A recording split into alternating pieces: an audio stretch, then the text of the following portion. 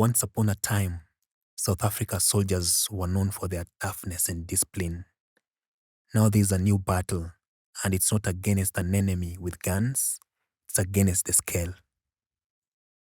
The South African National Defence Force has a weight problem. Nearly 10% of its 60,000 soldiers are overweight or even obese. That is 6,000 troops who might struggle to run after an enemy, let alone complete a fitness test. Instead of fighting on the battlefield, it seems some are fighting to fit into their uniforms. So, how do we get here? The love for good food is real. Many soldiers admit they just cannot resist a big meal. Who can say no to braai? Then there is the issue of cravings, because why do sit-ups when the slap chips are calling your name? The cost of eating healthy is another factor, since a salad is somehow pricier than a greasier burger. And let us not forget the all-time favorite excuse, I am too busy to exercise. The issue of overweight soldiers came into sharp focus last year when pictures of some South African soldiers deployed in the Democratic Republic of Congo to fight against M23 started circulating online. Many questioned whether they would even be able to run when necessary. The images sparked debate about the army's combat readiness and the physical condition of its troops, especially when facing an opponent like M23.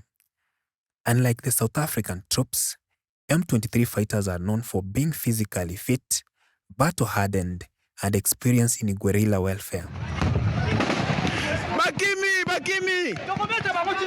Since South African soldiers have already been deployed in the DRC and are suffering huge defeats, President Ramaphosa must make sure they are not sent back as mere ingredients for another tragic recipe.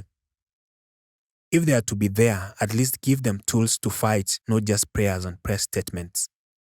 The South African army is not just struggling with overweight soldiers, it's drowning in a sea of problems.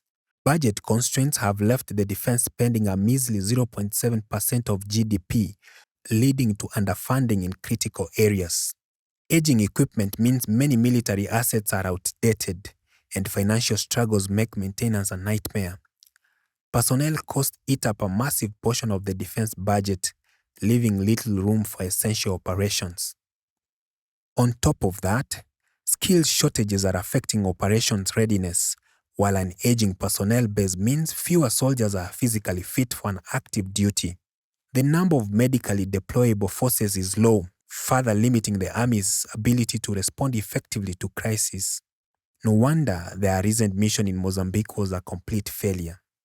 Structural challenges caused by past restructuring efforts have created inefficiencies, and to make matters worse, corruption and mismanagement have drained resources and shattered trust within the military. Recent casualties in missions in the DRC have only further highlighted these issues, straining international relations and providing that SANDF is ill-equipped to handle modern conflicts. It is time for action, no excuses. Mess halls need to serve healthier meals with less grease and more greens. Fitness should be non-negotiable. If you cannot meet basic fitness standards, you should not be in the army. Leadership is also important. Commanders need to lead by example. If the bosses are fit, the troops will follow. At the end of the day, an army that cannot run cannot fight. If SANDF wants to stay ready for real battles like the one in the DRC, it needs to win the war against weight fast.